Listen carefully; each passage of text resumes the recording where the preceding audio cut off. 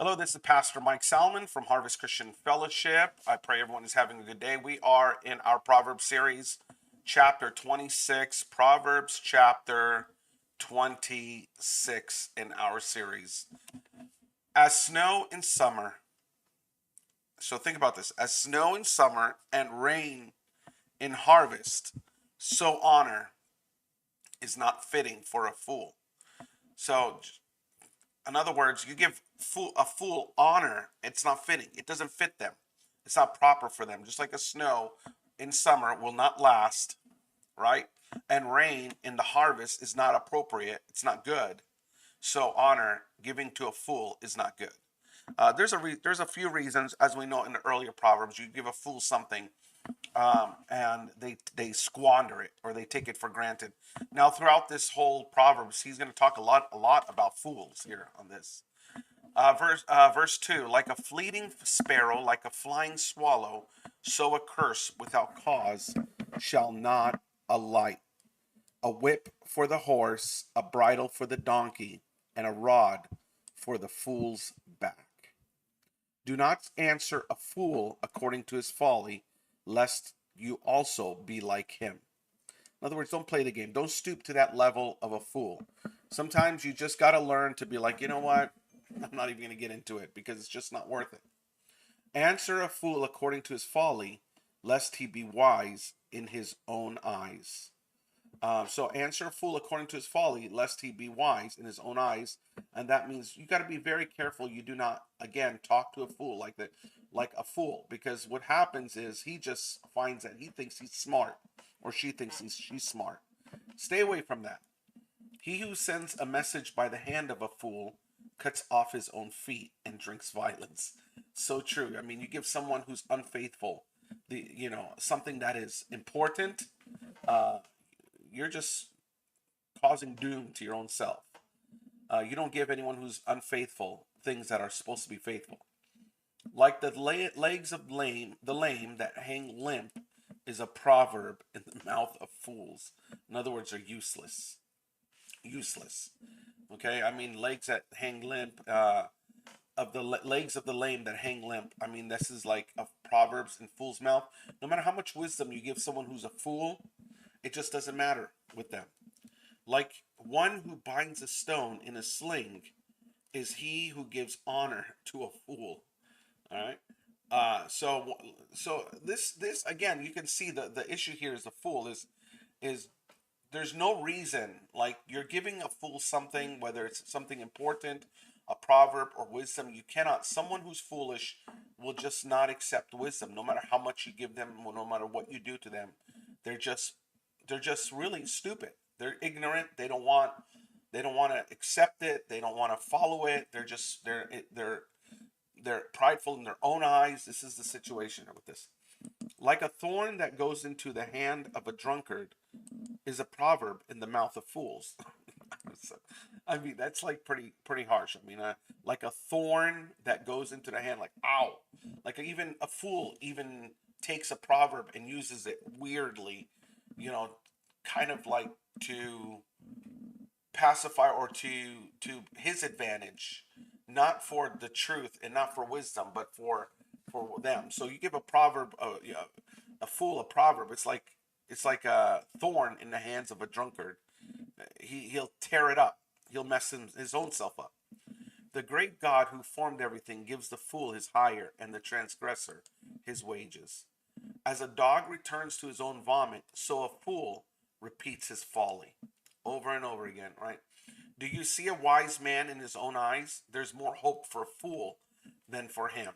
So obviously the Solomon here is really not liking fools. Okay, I mean, even though he himself was a fool, I guess he learned himself going through life and how he was drawn into idol worship and all that.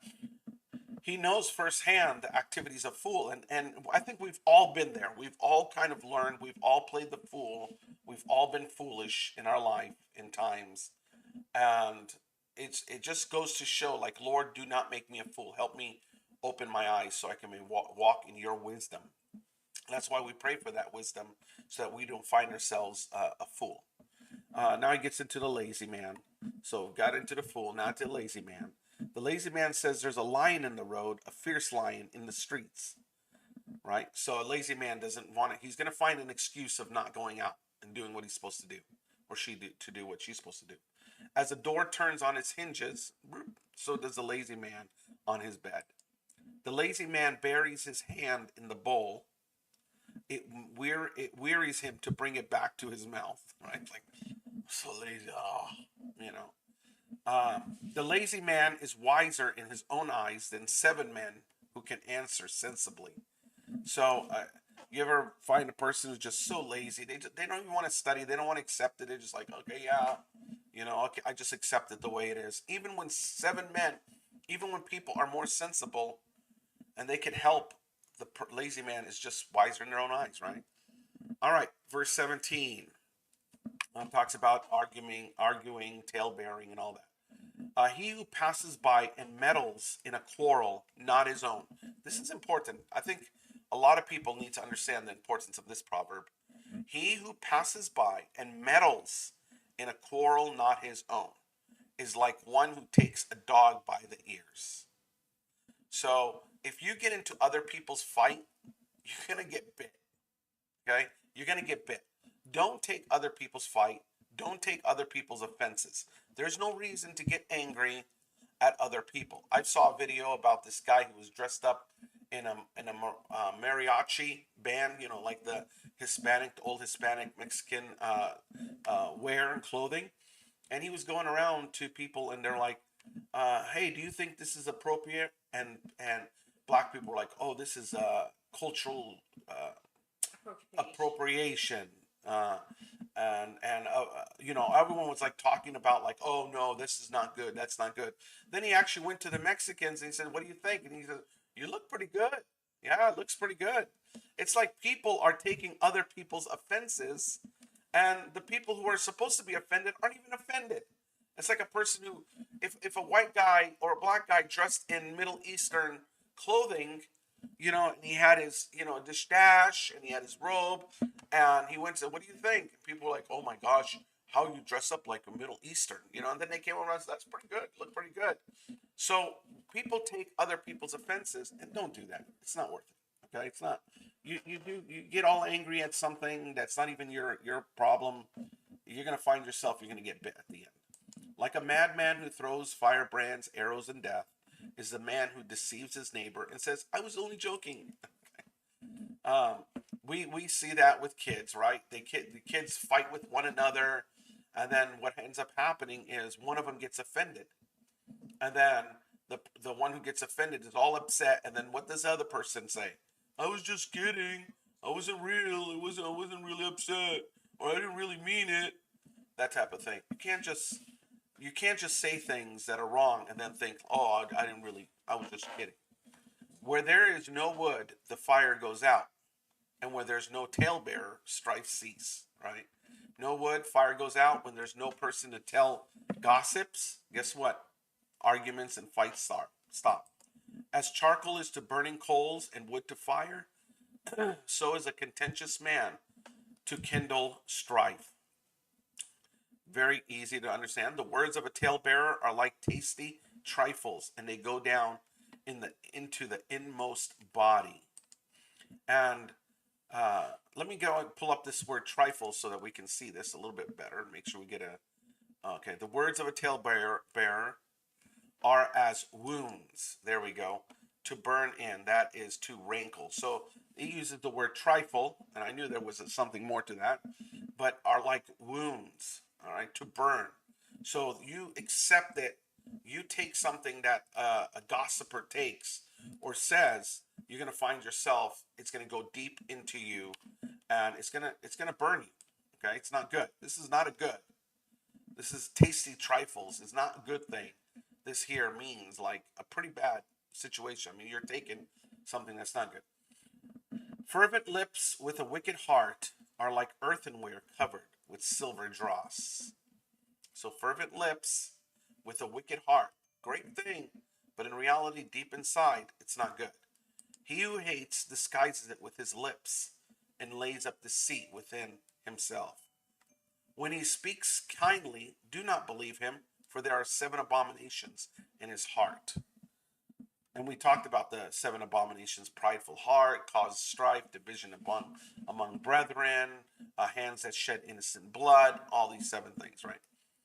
Though his hatred is covered with deceit, his wickedness will be revealed before the assembly. It just takes time. Everything just takes time. You'll see a person who has true hatred and is not truly walking accordingly. It just takes time. And this is why it's so important. I think this proverb really kind of tells us too, like, hey, don't be like this. You need to get yourself right. You need to do what you're supposed to be doing, and don't find yourself in this situation, so that you get it right. When you get it right, you're not going to, because eventually, if you do have hatred and deceit and dissension and all that, it'll eventually come back and bite you. Don't be like that. Whoever digs a pit will fall into it, and he who rolls a stone will have it rolled back on him. In other words, you're going to get what you deserve. So be careful. A lying tongue hates those who are crushed by it. So a lying tongue hates those who are crushed by it, and a flattering mouth works ruin. So, person who's lying, they don't like those. A lying tongue hates those who are crushed by it. A person who's a liar, a person who's a deceiver, is not going to like people who are truthful, who are going to be telling the truth, who are going to be honest people. So it's very simple to see. Like, if you're an honest person, you're going to be people around you who are liars and deceivers. They're not going to like you. But if you're hanging out with liars and deceivers, birds of a feather,